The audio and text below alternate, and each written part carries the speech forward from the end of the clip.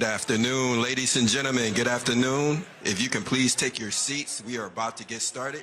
If you can please take your seats, we are about to get started. Thank you.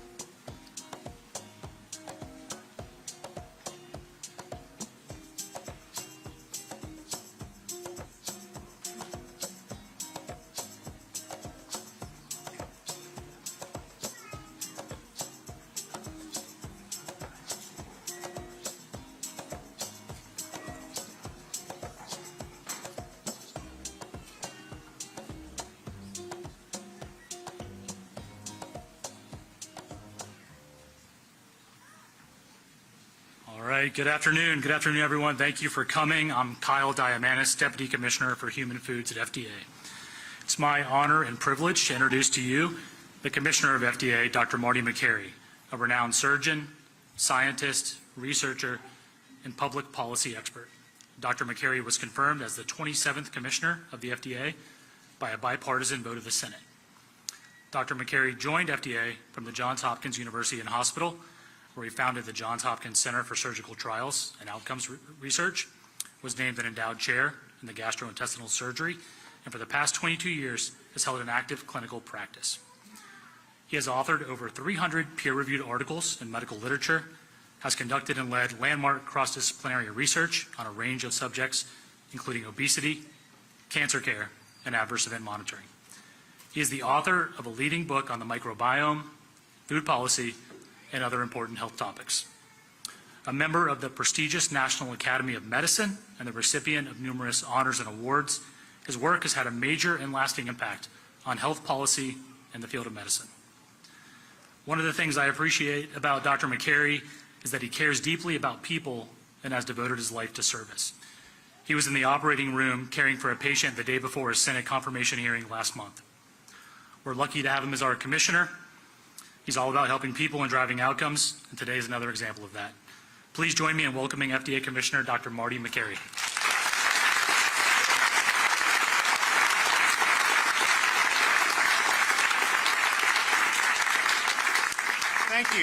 Thank you, Deputy Commissioner Diamantis. Good afternoon, Mr. Secretary, Dr. Bhattacharya, Governor, Speaker, the many Maha moms and the kids here supporting the effort. Thank you for being here. Thank you. That's great.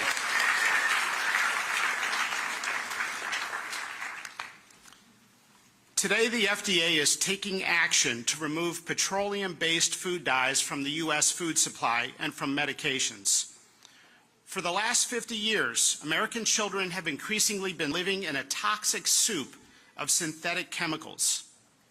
The scientific community has conducted a number of studies raising concerns about the correlation between petroleum-based synthetic dyes and several health conditions, such as attention deficit hyperactivity disorder, obesity, diabetes, insulin resistance, cancer, genomic disruption, GI issues, as I've seen in the hospital, and allergic reactions. For example, this Lancet study conducted a randomized, double-blinded, placebo-controlled study on food dyes and concluded that artificial colors in the diet, quote, result in increased hyperactivity. So why are we taking a gamble? Parents, moms and dads, have also tried to raise attention to the issue.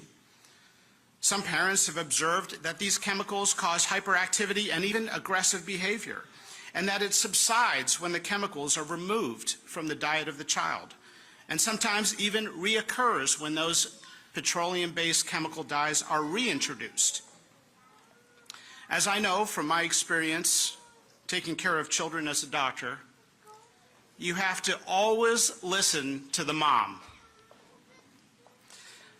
Other studies have found that artificial colors that create vibrant colors mess with the child's developing brain to make ultra-processed foods more attractive, even when the child already feels full. These studies have associated food colors directly with obesity and diabetes. Well, America's children are sick and suffering. 41% of children have at least one health condition, and 1 in 5 are on medication. The answer is not more Ozempic, more ADHD medication, and more antidepressants. There's a role for those medications, but we have to look at underlying root causes. The F in FDA stands for food. Now, there's no one ingredient that accounts for the child chronic disease epidemic. And let's be honest, taking petroleum-based food dyes out of the food supply is not a silver bullet that will instantly make America's children healthy. But it is one important step. This administration is not interested in continuing down the path of doing the same old things as we watch our nation's children get sicker. We need fresh, new approaches. Cancer and diabetes in young people is going up at an alarming rate, and nobody seems to know why. We have to turn our attention to underlying causes, such as chemicals and toxins that children are exposed to, not just more insulin and chemotherapy. And let's not forget that the best way to lower drug prices is to stop taking drugs we don't need. 30 states concerned about this very issue have introduced bills or laws with a patchwork of standards for food companies. So the food industry, which has many good people, has asked for clarity. So today the FDA is taking the following steps. Number one, establishing a national standard and timeline for the food industry to transition from petroleum-based food dyes to natural alternatives. Number two, initiating a process to revoke authorization of synthetic food colorings, including those not in production, namely citrus red number 2 and orange B, within the coming weeks.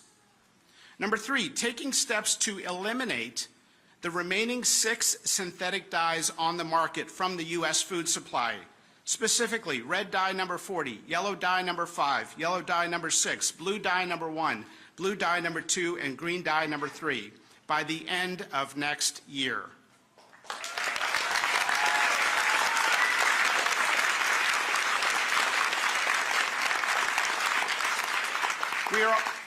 We are also requesting food companies to remove red dye number 3 sooner than the 2027-2028 deadline previously announced. These steps that we are taking means that the FDA is effectively removing all petroleum-based food dyes from the U.S. food supply.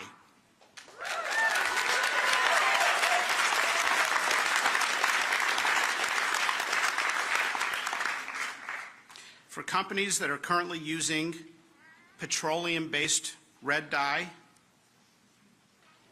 try watermelon juice. Or beet juice. for companies currently combining petroleum-based yellow chemical and red dyes together? Try carrot juice. The FDA is also announcing plans today to authorize 4 additional natural color additives using natural ingredients in the coming weeks, while also accelerating the review and approval of other natural ingredient colors. I want to take a moment to thank America's food manufacturers. Many have been extremely cooperative. There are many good people in food manufacturing delivering on the needs of the American public. And they have done exactly what we have asked them to do. 100 years ago, we asked them to focus on mass food production to solve food insecurity. Now, given our child chronic disease epidemic and enormous suffering and cost that has ensued, we have to come together to address the new problem. That's right, we have to come together. If we can get beyond the tribalism in our society, rampant in our culture, we will realize that we all want the same things. Republican, Democrat, and independent moms showed up in high numbers to vote for President Trump on this very issue that Secretary Kennedy has championed. Moms across America have spoken, and they want more honesty and humility from our nation's healthcare leaders. And if we're being honest, ADHD is not a genetic problem, and our obesity epidemic is not a willpower problem. It's something that adults have done to children. I was reading a New England Journal of Medicine article recently, came out in January, referring to the chronic disease epidemic in children, specifically infertility, diabetes, obesity, attention deficit disorder, and many other health problems. And it referred to that group of problems with an interesting term. It called them non-communicable diseases of children. Non-communicable diseases. Well, actually, they are communicable. But kids are not getting these diseases from viruses or bacteria. They're getting them from using their phones and ultra-processed foods and chemicals and toxins that we have introduced into their world. Gandhi once said, the true mark of a society can be found in how it treats its most vulnerable members, including children. Secretary Kennedy has said that he would instruct the FDA to examine concerning ingredients in the nation's food supply, and today we are delivering on that promise.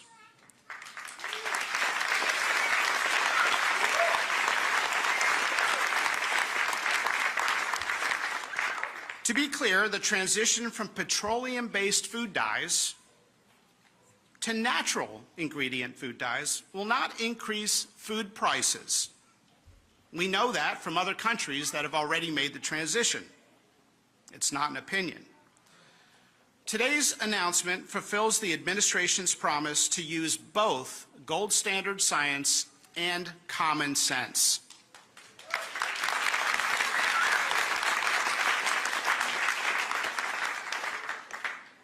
For the last 50 years, we have been running one of the largest uncontrolled scientific experiments in the world on our nation's children without their consent. And today, we are removing these petroleum-based chemicals from their food supply.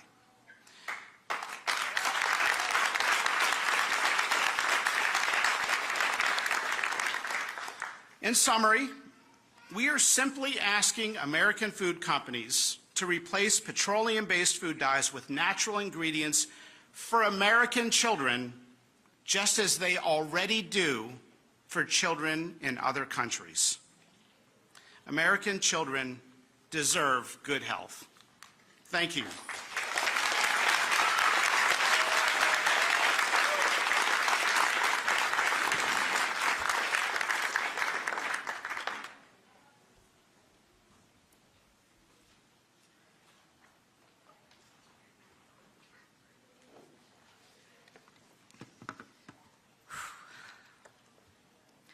For over a decade, I have said the FDA is asleep at the wheel, and now I can stop saying that.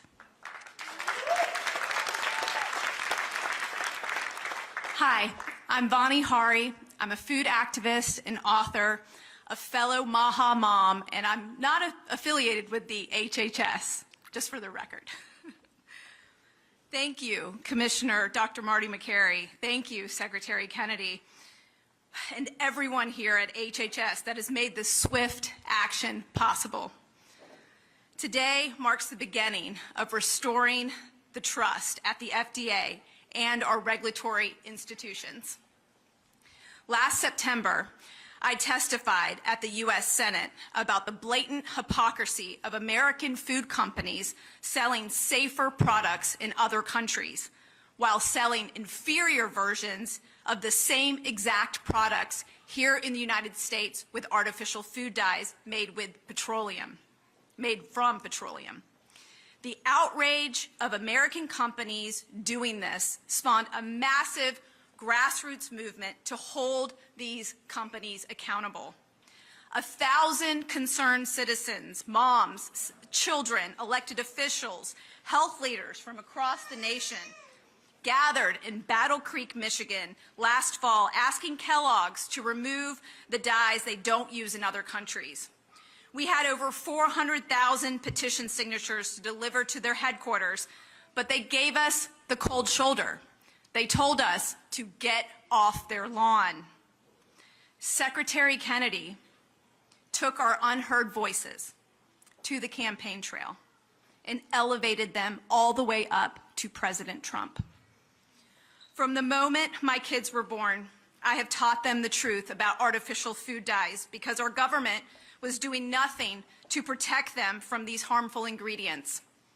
Now we are entering a new era, an era where we don't need to worry about artificial food dyes on the frosting of a birthday cake, the breakfast cereals served at schools, our children's Halloween bucket or Easter basket, the chips and the sports drinks being served after a game. This was the effort of so many incredible people, many of whom are in this room today. Thank you. Thank you for being loud. Thank you for coming together with me on this issue.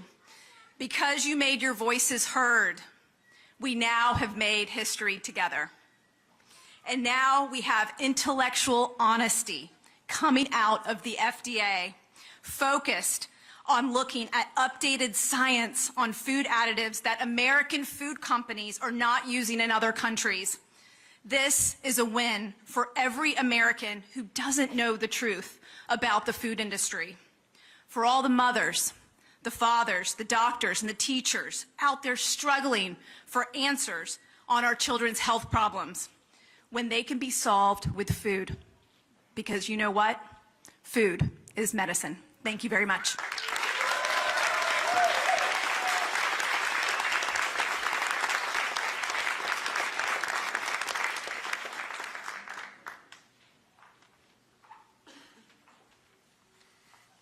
Hello, everyone. Thank you, Mr. Secretary, Commissioner Makary, Governor Morrissey, and the rest of the crew here to fight the good fight. And I was reflecting on a friend of mine who was a pediatrician who once said that if a foreign nation was doing to our children what we are doing in America, we'd go to war to protect them. And I think we don't need to do that anymore because we have a champion in Secretary Kennedy and Commissioner Makary to really make a change that we need in America. I'm Dr. Mark Hyman. I'm a practicing physician. I'm speaking on behalf of myself and not HHS. I'm a lifelong advocate for addressing chronic disease through food. And I'm here today because our food system, specifically our regulatory system for food additives and dyes, is failing to protect the health of the American people, especially our children. Every day, Americans consume thousands of chemicals in our food, many of which have never been independently tested for long-term safety. Artificial dyes like Red 40 and Yellow 5, emulsifiers, preservatives, and so-called natural flavors have been linked in studies, many studies, to behavioral issues, to metabolic dysfunction, to inflammation in the body. And these aren't just theoretical risks.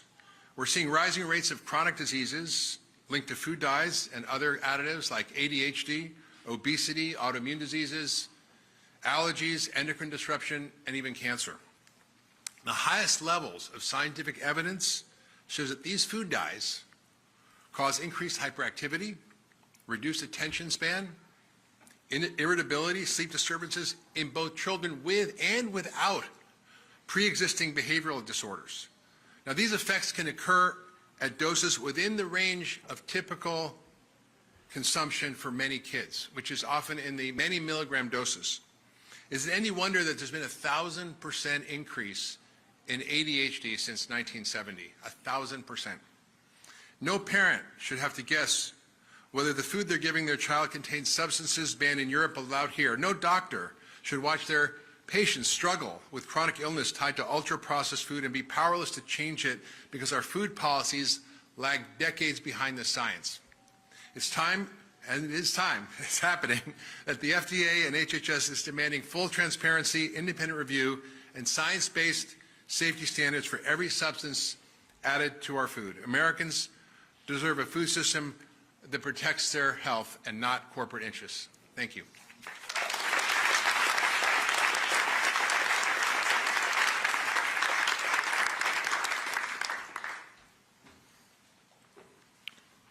My name is Callie Means. I'm a special government employee at the White House. And if you look around the building here, this building is the home to the largest department in the U.S. government, the largest budget for any department of any government in the history of human civilization is this building. And 90% of that spending is because we are poisoning our population with chronic disease. 90% of the spending from this building, and the spending from this building is 5 times what it is in Spain per capita, 4 times what it is in Italy. It is because we are poisoning our children. And 2 words are ringing out around the world from this building today, and those 2 words are common sense. I have had countless meetings with the food industry. They've talked to the media about this. They lecture us about not being scientifically rigorous on these policies with food dyes. Well, let's think about what that study would actually entail. A peer-reviewed, placebo-controlled study would involve giving these children shots of crude oil every single day for years and seeing what happens. When a study itself that the industry is telling us to do is on its face unethical, we clearly have a problem. This is also a day where the cries and the shouts and the applause from Maha moms during the campaign are ringing out across the country. Look at what we have here today. We have people like Dr. Mark Hyman who've been fighting this and talking about the real science for decades. We have Vani Hari, who's been advocating, shouting into the darkness for years on this issue. We have Maha moms, we have children. They gave President Trump and Secretary Kennedy a sword during this campaign. Secretary Kennedy and President Trump are walking with the Maha moms behind them. And what's happening today, and I have a plea for the media, let's not cover this cynically. This is a major win. This is a major win among grassroots forces against special interests. These are things, as you know, the industry has been fighting for years and years and years. These are things that a year or 2 years ago would have been absolutely out of the question to ever have happened. This is a major, major win. And I have a plea also, quite candidly, for Democrats. I've met with Cory Booker. I've met with a lot of people that care about this issue.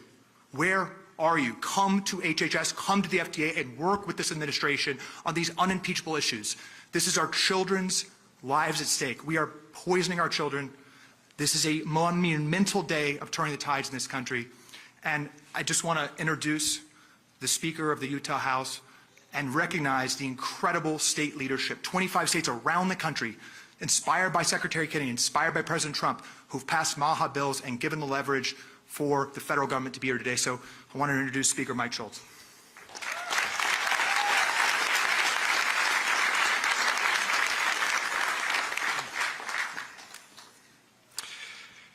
Good afternoon. I'd like to start by giving a shout out to my colleagues in the Utah House of Representatives and the Utah Senate, 10 of which came to be here with us today. Thank you. Because you see, real change doesn't happen easy. It happens because people are willing to do the hard things, to make the tough calls, and to put our kids first, and Americans first. Whether it's banning soda from SNAP purchases, or getting ultra-processed foods out of our school lunches, or removing fluoride from our drinking water, Utah leads and Utah has taken action.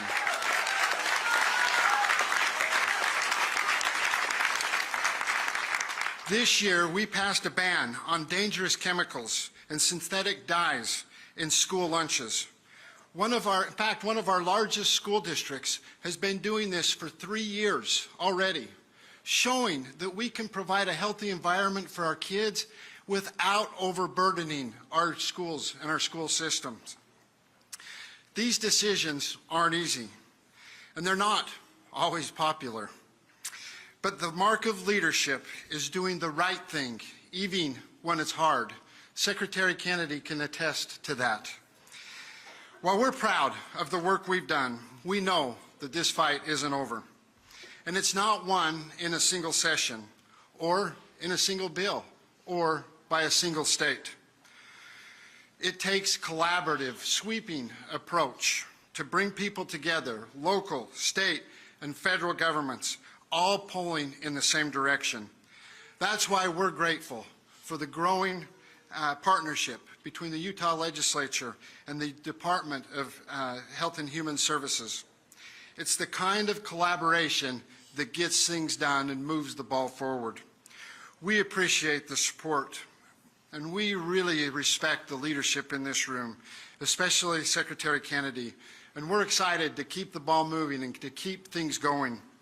Let's make America healthy again, because our kids deserve better. Thank you for allowing me to be here with you today.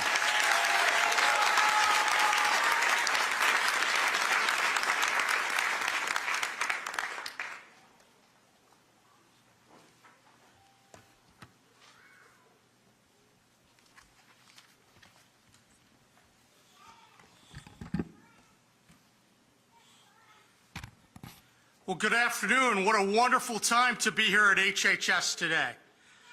I just want to start out and thank the Health and Human Services Secretary, Robert F. Kennedy, for his vision and for all the amazing work that he and his team have done in just a very short period of time.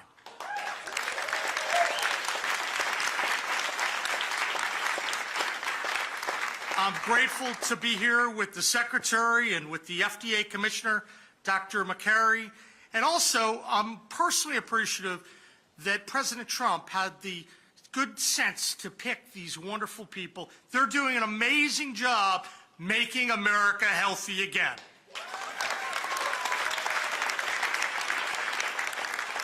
I also look around this room and I see a lot of leaders of the MAHA movement and their mission of making their states and their country healthy again. And I know there are some people here from West Virginia, some of our leaders who really led the way for the recent legislation, which maybe had something small to do with why we're here today. So Senator Barrett and Senator Chapman, and there are a couple other folks here, I'm just grateful for your leadership on the ground, because when we win on all these issues, we win as a team, and we have a great team here today. Now, when we think about the MAHA movement, we think about how we can make Americans happier, healthier, and living more purposeful lives. At the end of the day, this is an opportunity for everyone to live a little bit longer, spend more time with purpose and with friends and loved ones. In West Virginia, just last month, we launched what I called the 4 pillars of a healthy West Virginia. That's to reverse some of the negative healthcare outcomes that have plagued our state for far too long. Pillar 1, big part of why we're here today, it's cleaning up our food. I want to get the crap out of our food and improve the quality of school meals. We passed the law in West Virginia because we thought our kids and our citizens deserve better. They deserve real food, not chemical shortcuts designed to fool the eye but harm the body. That's what making America healthy again means to us. It's not just a slogan, it's a mission. And it starts with protecting the most vulnerable among us, our children. Now, in West Virginia, we've launched a statewide walking challenge. We've called it the Mountaineer Mile. We're reforming our SNAP system to reward healthy choices. And we're holding a line on harmful food additives. Because when taxpayer dollars are involved, they should fuel health, not disease. And as part of this process, thank you. That's a pretty basic concept, I think. As part of this process, I think all of us know that a national discussion is needed. So we've been fortunate to help lead the way in West Virginia, but I'm so thankful for the leadership on the national level. That's the best way we do it, because we need consistent policies across the nation that clean up our food. So we're appreciative to Secretary Kennedy and the Trump administration for the bold steps to begin removing harmful dyes in food products across the country. I think it's going to protect kids who often fall victim to these processed foods. West Virginia, we're committed to helping lead the nation toward a healthier future. Let's go clean up our food, let's lift up our families, and let's move our country forward. Thank you, and let's get to work.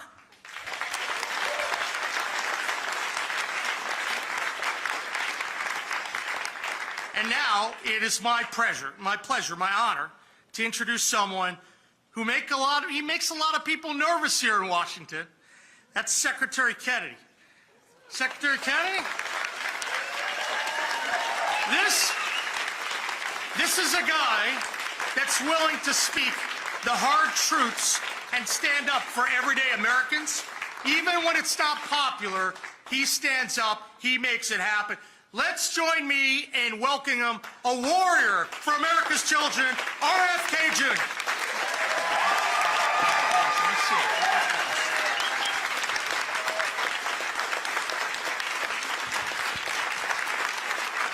Thank you, Governor Morrissey. Thank you, Speaker Schultz.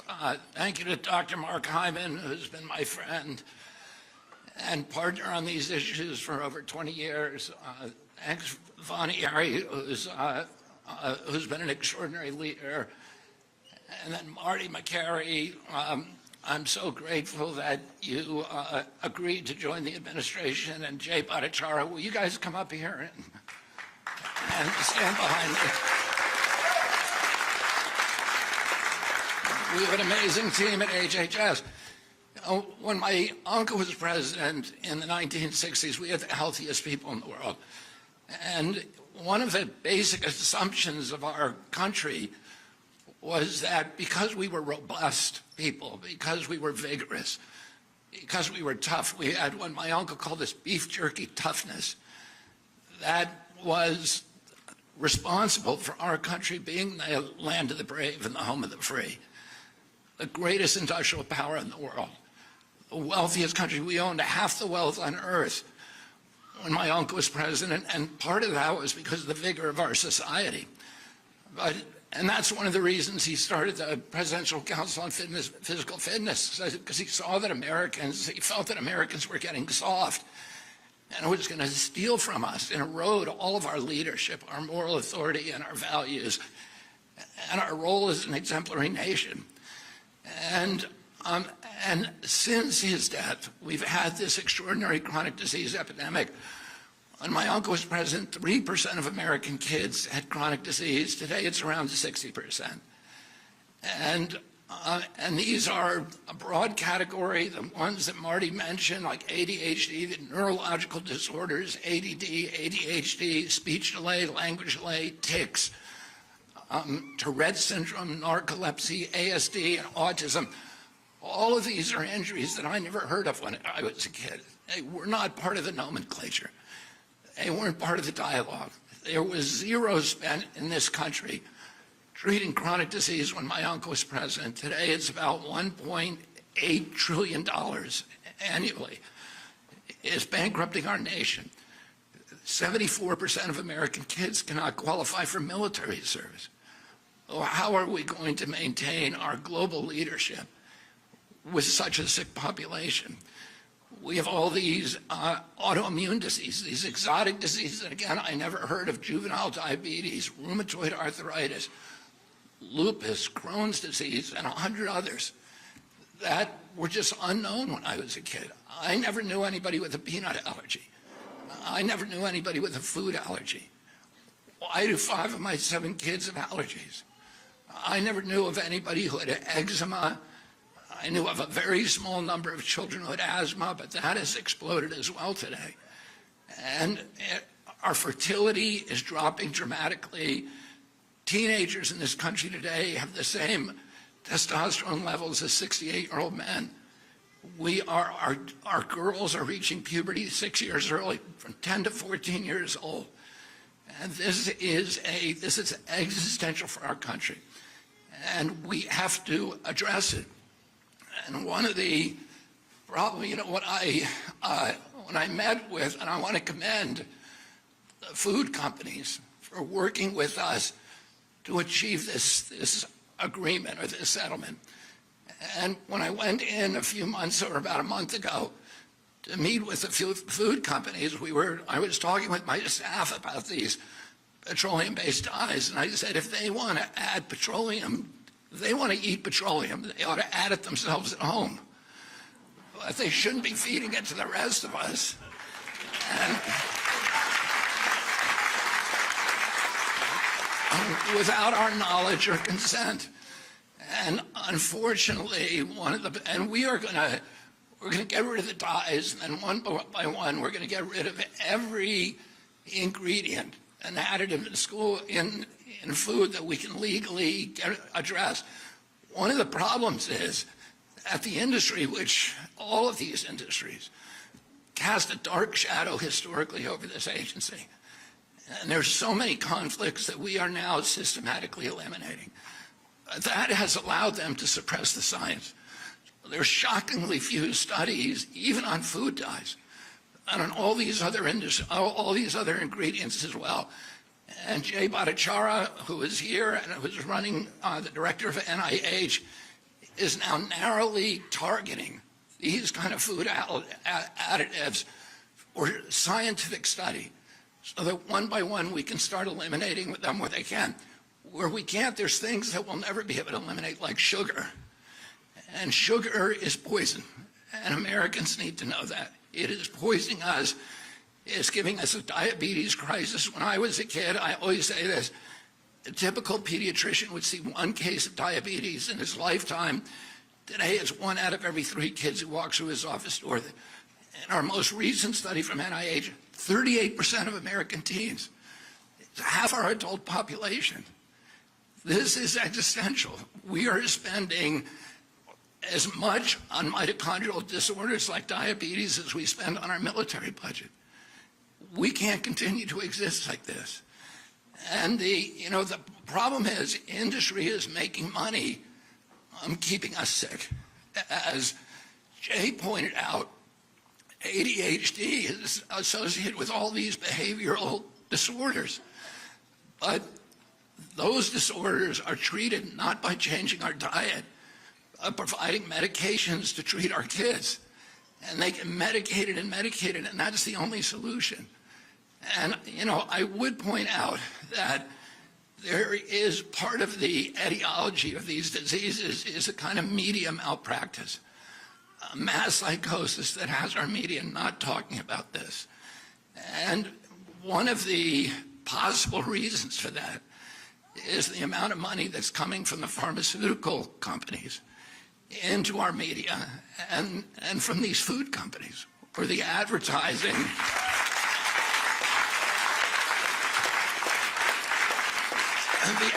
The advertising has at least plays a factor. So that revenue, that extraordinary revenue stream, in disabling their capacity or their inclination for skepticism and for critical thinking. So Americans don't know what they're eating, and they don't know the implications of those things.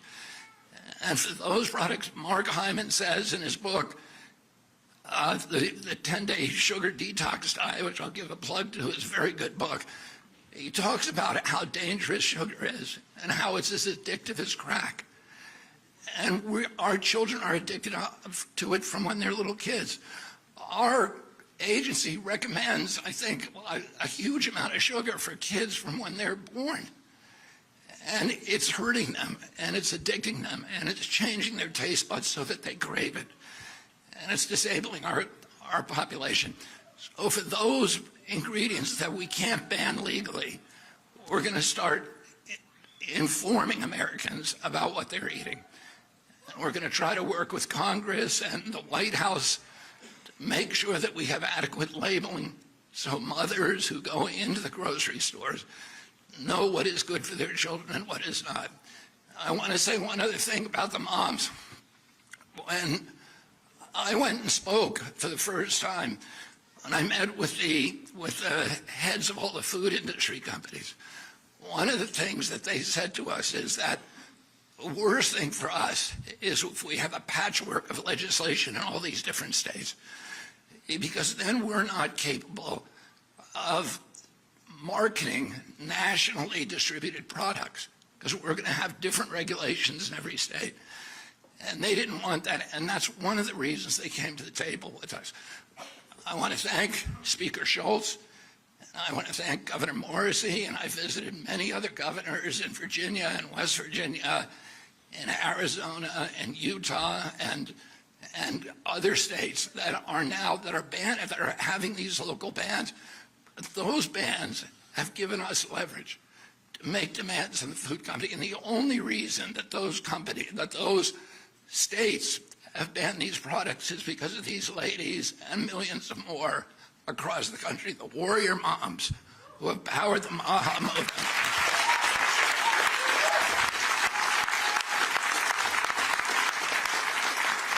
And I just want to urge all of you, it's not the time to stop. It's the time to redouble your efforts, because we have them on the run now.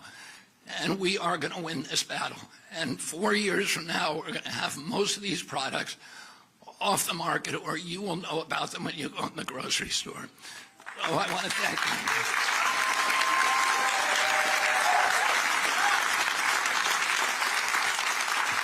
And finally, and most importantly, I want to thank President Trump.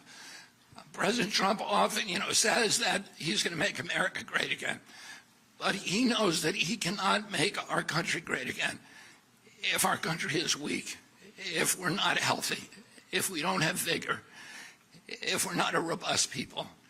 He says that he is going to restore the American dream. And a healthy person has 1,000 dreams. The sick person only has one. And right now, there's 60% of the people in this country who have only one dream, that they can make it through a day without pain, with energy, without having to take medications. And we are going to change that for our country. And I want to thank the moms and thank President Trump for his confidence in my leadership and for allowing me to surround myself with such an extraordinary team of scientists who are going to restore transparency to this agency. We're going to do replicated science. We're going to restore gold standard science so we know what's in our food and we can eliminate it. Thank you all very much.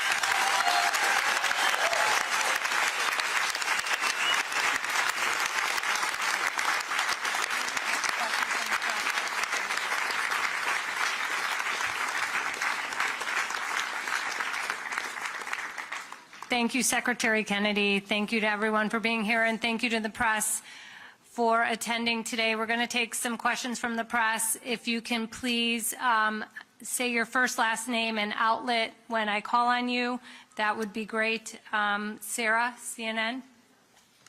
Here. I got it. Okay. Hi, Sarah Overmall from CNN. Secretary Kennedy, you talked about how sugar is poison and how it's addictive. Is that the next step for you, looking at policies to reduce or even eliminate sugar in food products? I don't think that we're going to be able to eliminate sugar, but I think what we need to do probably is give Americans knowledge about how much sugar is in their products. And also, with the new nutrition guidelines, will give them a very clear idea about how much sugar they should be using, which is 0. Yes. Hi, Helena Bottomiller-Evich with Food Fix. You mentioned the goal is to work with the food industry to get the most of the major synthetic food dyes out. What is the plan if the food industry does not voluntarily agree to do that? And what are the next steps if you can't get agreement within the industry? Thank you. Well, here the industry has voluntarily agreed. And so, you know, I think as we move forward, we are going to work with the industry. They've shown a lot of leadership on this right now. And in fact, we're getting food companies now and fast food companies who are calling us almost every day and asking us, how do we do this? What do you want us to do? Will you do a press conference with us? And so we're really happy with the reception. I think they're ready to change the industry. They have children too. There's no such thing as Republican children or Democratic children. Their children are going to the same schools. They're eating the same foods as the rest of us. And I think most of them really want to have a healthier America. They want clear guidelines, and they want to know what they can and can't do, and we're going to give them that.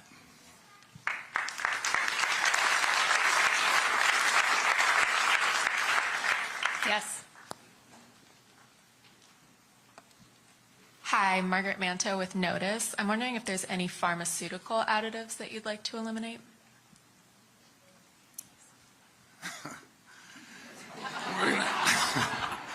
We're going to start on that next. I don't have anything particular about it.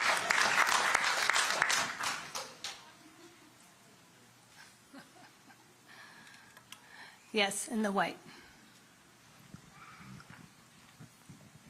Hi, Emily Kopp, Daily Caller. When will HHS FOIA offices be restored? This is important for many of your stated priorities, adverse events, food. We're working to restore all of them. What? When is our FOIA? A lot of the FOIA offices are eliminated by those. We're restoring all the FOIA offices. And we're going to make it much easier for people to get the information. We're going to try to post as much as we can. We're going to start a website with all former FOIA requests and the documents that were produced so people don't have to do it again and again. And we're going to try to get as close as we can to total transparency in this agency. You know, I spent a lot of years litigating under FOIA. And I experienced the frustration of going year after year and being stonewalled by the agencies. A lot of the people who are in HHS right now come from that background. So we all understand how important it is to have, you know, clear communications. Well, the papers that we produce in this agency do not belong to us. They belong to the American people, and we need to be honest with them. And let me just answer the question before you about the drugs and the pharmaceutical products and the additives to the pharmaceutical products. Right now, Jay Bhattacharya is working is assembling teams all over the country of scientists at universities and research centers to look at all of those products so that we can have, I mean, one of the problems is we don't have good science on everything. And we need to have science before we take policy action. And that science has been suppressed systematically for decades because of the conflicts in this agency. We're going to remove those conflicts. We're doing the science, already doing it. And we'll be announcing a series of grant opportunities this summer on all of these different ingredients. And we're going to have good information for the American public, and then we will take appropriate action. Ashley. Ashley DeMello with Fox News Digital. Will there be a way for Americans to identify products that are complying with this phase-out, such as labeling or? We're looking at labeling. Labeling, we have to go to Congress for. But one of the things that we're going to do is we're going to post all the information we have about every additive on an open source website. So that, and we're going to encourage companies that develop apps. There are a number of other apps out there today, like Yucca is one, but there are a number of others. I use Yucca, and my wife uses it in our home. Those apps, then you can use, those companies will develop apps in the private marketplace so that mothers can go in, they can scan a barcode of every product in their grocery store, and they can know what's in it and what's not. Thank you. Jan? So, Secretary Kennedy, you have a lot of issues on the MAHA agenda, obviously, and I'm very curious if you could share some of the logic of choosing, for example, autism and food dyes and things as some of the kind of inaugural issues that you're coming forward with. I would say, we're in a triage situation now, so we're choosing our priorities based upon the issues. Food dye is just a no-brainer. Nobody wants to eat petroleum. Everybody knows there's enough science out there that we know it's terrible for you. That causes health problems, but also behavioral problems. And so we can act on that now. Anything that we can act on, we're going to act on immediately. Some stuff we need science for. We just need to do more science. But a lot of times you hear people say, oh, we're going to do more science on that, and then 10 years go by. That's not going to happen. President Trump wants dramatic change. President Trump wants dramatic change in the next 2 years, and we're going to deliver that for him. In terms of autism, autism is a priority. We've gone from 1 in 10,000 now to 1 in 31, 1 in every 20 boys.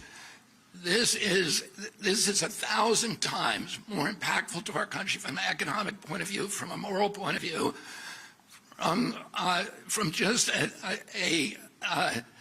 the perspective of just our national well-being. That it has to be. It's costed by 2035.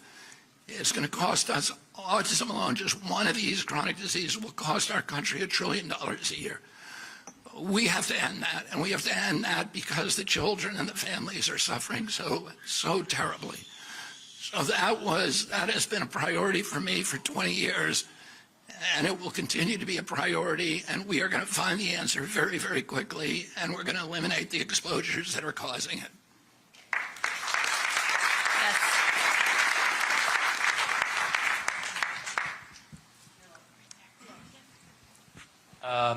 Secretary Kennedy, Issam Ahmed here from Agence France Presse. Just on the political dimensions, do you sort of give credit to the former President Joe Biden for getting the ball rolling with Red Dye 3? And as far as the labeling goes, you mentioned you have to go to Congress. Are you in discussions with lawmakers on both sides of the aisle regarding improved labeling around food? Thank you. We have not yet. The time has not yet come for us to put our legislative proposals before Congress. Labeling will be a top priority proposal for us. In terms of the credit, I credit President Biden for getting it done. I wish it hadn't taken him to 1 week before I came into office before he did it. Let's give credit where credit's due.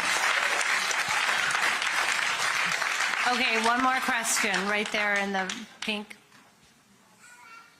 Thank you, Secretary Kennedy. Cheryl Gay Stolberg from the New York Times. I just want to make sure we understand the parameters of this agreement with the food companies. Do you actually have a settlement with the food companies and a formal agreement for them to adhere to these guidelines? And if so, why don't we have anyone from the food industry here? I would say we don't have an agreement, we have an understanding, but I'm going to let Marty take this question. Thank you. Thank you, Mr. Secretary. You win more bees with honey than fire. Good to see you, Cheryl. And so there are a number of tools at our disposal. And so I believe in love, and let's start in a friendly way and see if we can do this without any statutory or regulatory changes, but we are exploring every tool in the toolbox to make sure this gets done very quickly. And they want to do it. They want to do it. So why go down a complicated road with Congress when they want to do this? They don't want to deal with a patchwork of 30 different state plans. We've had wonderful meetings with the food industry. I've been amazed, and they are eager to do this. They are good people. As Secretary Kennedy has said, they have kids too, and I think we all want the same thing. Thank you.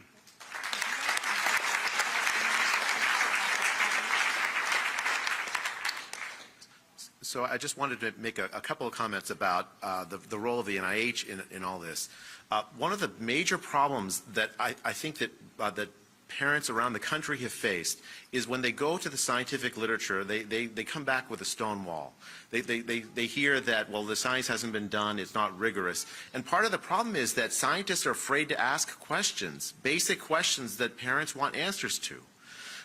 Secretary Kennedy has asked me to, for instance, to initiate a study on autism, the cause of the rise in autism. It's a question that is at the front of the minds of so many parents across the country worried about their kids. And yet, scientific progress on this has been slow because scientists are frankly scared to ask the question. The goal of my leadership at the NIH is going to make it so that those questions are no longer taboo among scientists. Scientists need to work on the things that actually are at the top of the minds of the American people. The mission of the NIH is to do research that extends the life expectancy and improves the health of the American people. And that's exactly what we're going to do. Since 2012, the United States has seen no increase in life expectancy, none. And it collapsed during the pandemic, and only recently has it started to come back up to 2019 levels. That is a situation that is a catastrophic failure of the American public health system, and it frankly is also a failure of American scientists to address the key drivers of this enormous chronic disease crisis we're facing. And I'm really grateful to Secretary Kennedy for his leadership, and I'm grateful to President Trump for his leadership in giving us the opportunity to turn the ingenuity of American scientists to the questions of how to improve American health and to make America healthy again. Thank you. Thank you, everybody.